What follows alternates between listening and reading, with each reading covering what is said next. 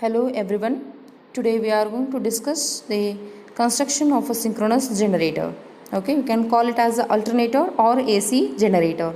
As we know, the generator is going to convert mechanical energy into electrical energy. The machine which converts mechanical energy into electrical energy. Okay, so let's see the construction. It consists of main parts of stator and rotor. Okay, stator is of stator core, which is a laminated stator core.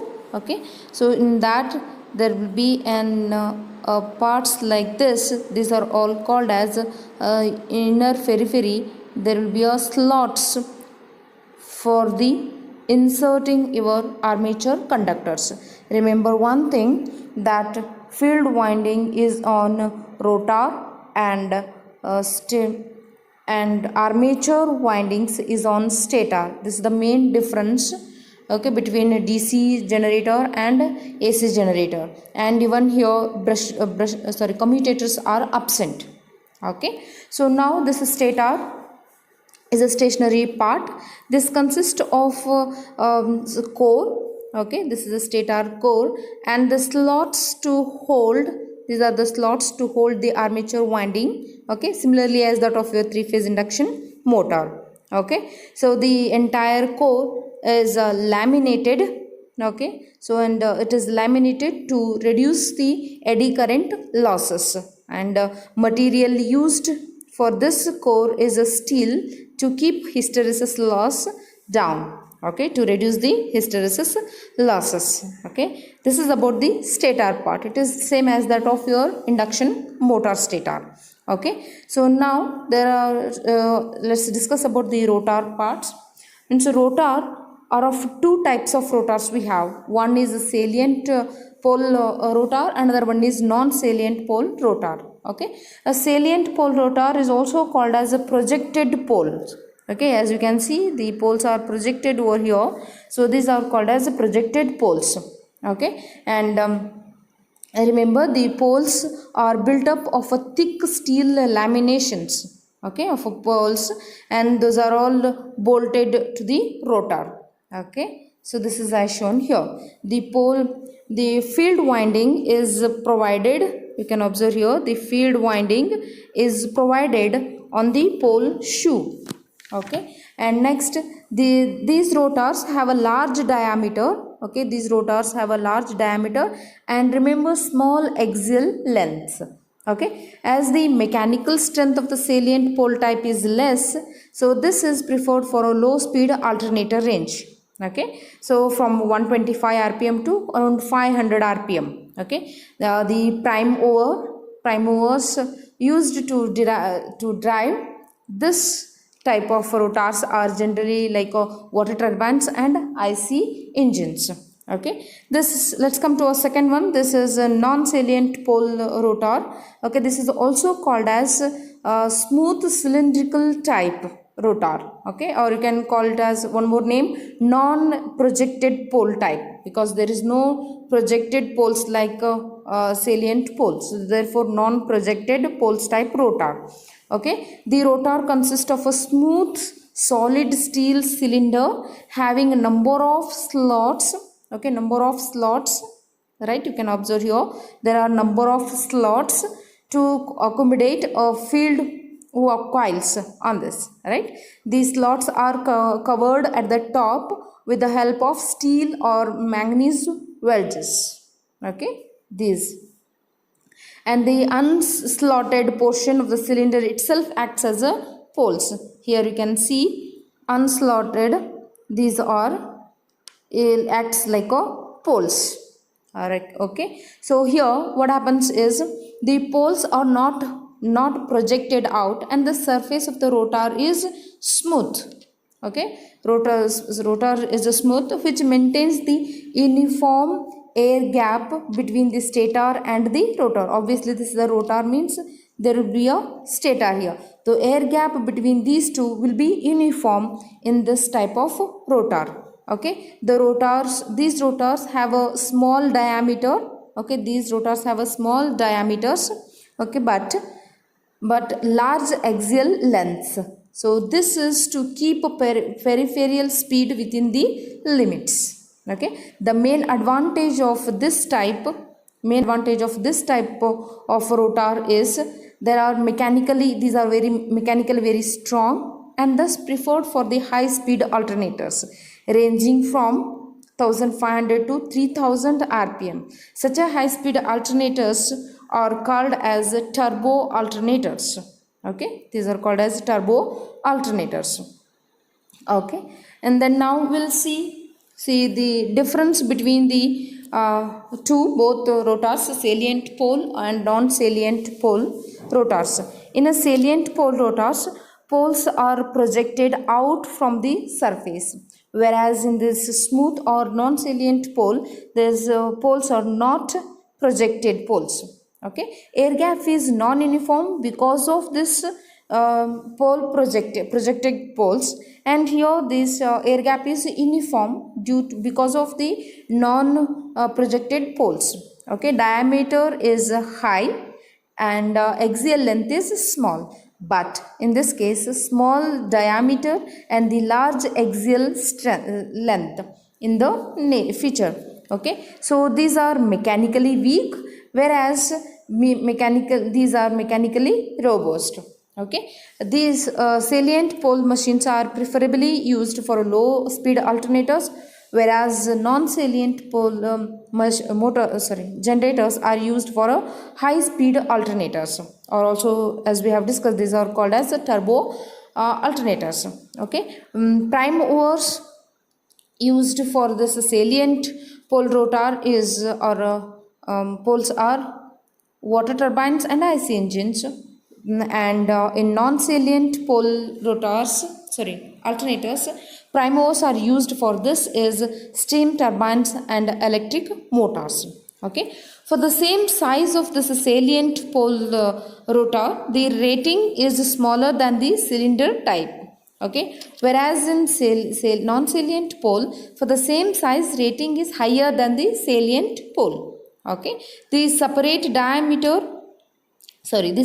damper winding is provided for this, whereas here there is no need of separate damper windings. Okay, so now we'll see. So this is about the construction, stator and the rotor. Okay, so suppose if the rotor is of a salient pole rotor, then that alternator is called as salient pole type alternator. Okay, suppose the rotor is of smooth cylindrical or non-salient type, then that alternator is called as non-salient type alternator. Okay, based on this, types of alternators can be decided. Okay, let's move to working principle of this. Okay, it works on the principle of electromagnetic induction. Okay, electromagnetic induction. Okay, as we know, in this either coil or field, you have a two options, like field you have and you have a coil, means you can say it is a conductor, like, okay, conductor. Anyone among this has to move. Okay, anyone among this has to move, and another one has to be kept constant. This you should remember. Okay, now if you say conductor is kept constant and field is rotating, then also there will be an induced EMF, hence there will be a current flowing through that. Okay, we know this.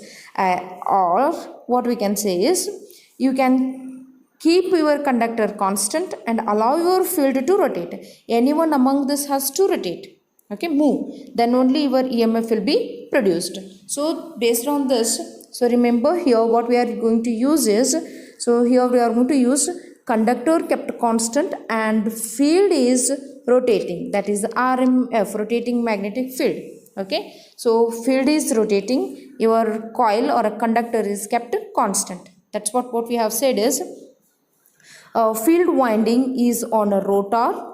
Okay, and armature winding is on stator.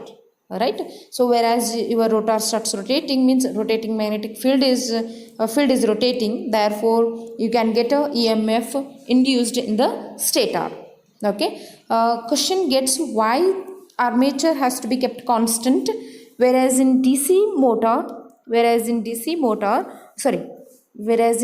generator, Okay, whereas in DC generator we have kept armature on the rotor and field on the stator.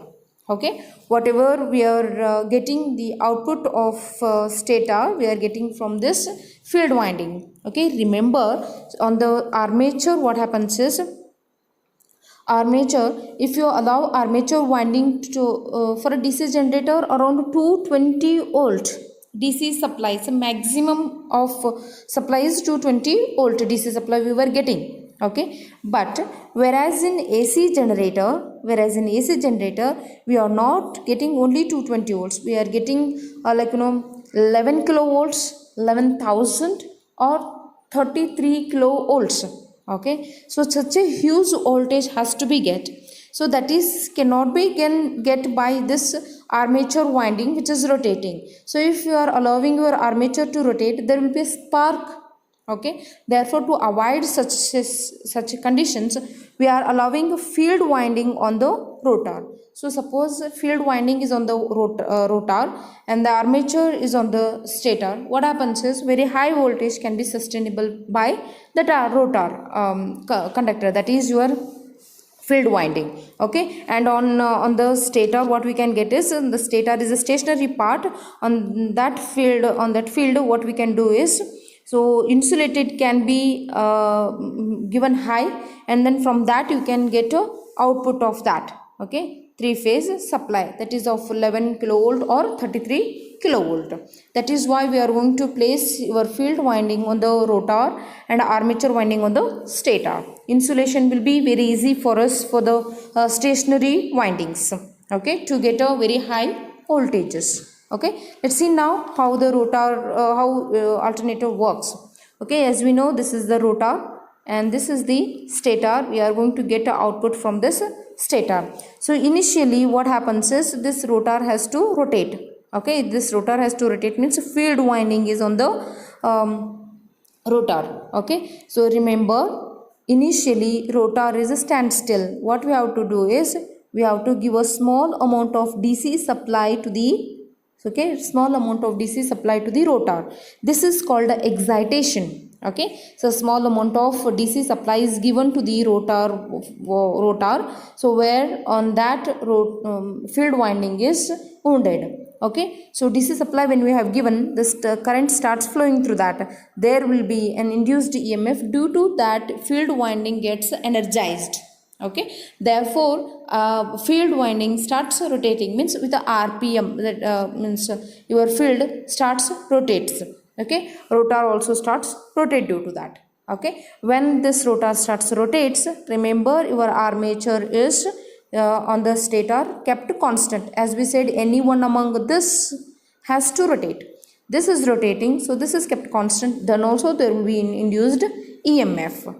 Okay, so then once your rotor starts rotates, that going to cut by, means this flux is cut by the stationary conductors, then there will be an induced EMF. That induced EMF allows us to flow the current. So that you have taken, we are going to take it by slip rings assembly.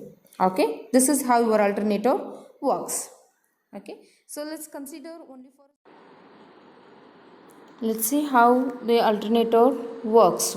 Okay, it works on the principle of electromagnetic induction. Here you have two things, one is a coil, another one is a field. Okay, as we know, this works on the principle of electromagnetic induction, right? So now you can keep a field constant and allow your armature conductor, means coil is to rotate, or what we can do is allow your coil kept constant and field allow field to rotate. Okay, anyone have to move, then only EMF will be induced. So in this case we are going to use conductor kept constant and field is rotating. So therefore field will be wounded on the rotor part. Okay, field will be wounded on the rotor part. Therefore, so this field is rotating, rotor is rotating, then there will be RMF, rotating magnetic field will be produced. Okay, so that is inserted in the stator. So where stator conductors are constant, we supposed to take supply from this stator. Okay, so which rotor we have used is a salient pole rotor here. Okay, let's see initially how this rotor starts rotates. Okay, when we are going to take a supply from the stator. Okay, so this rotor conductors are excited by the DC supply. Okay, due to that excitation there will be an RMF, that is rotating magnetic field on the rotor. So therefore there will be a movement of a rotor mounted on the shaft. Okay, so on this rotating magnetic field, okay, field is rotating, so now conductor is kept constant. This is on the stator. So these conductors are inserted here which are kept constant. So obviously when the rotating magnetic field is rotating and the conductor or coil is kept constant, there will be an induced EMF that is produced for this is for a single phase. Therefore there will be a single EMF produced. But for a three phase supply, we have, for this we can calculate a frequency as well, as we have discussed earlier. Frequency is equal to Pn by 120. Okay, so now this is not for not single phase, this is for a three phase. Therefore two more conductors we have to insert here. So let's insert. This is one conductor, so there are two. Now one more, there are three coils we have inserted. Okay, so due to this coil is kept constant. Remember, these all coils which we have taken are connected in star connections. Okay, so therefore when we have given three conductors, there will be obviously three currents starts flowing. Okay, then there will be three phase induced EMF. So this is what your this is how your alternator works.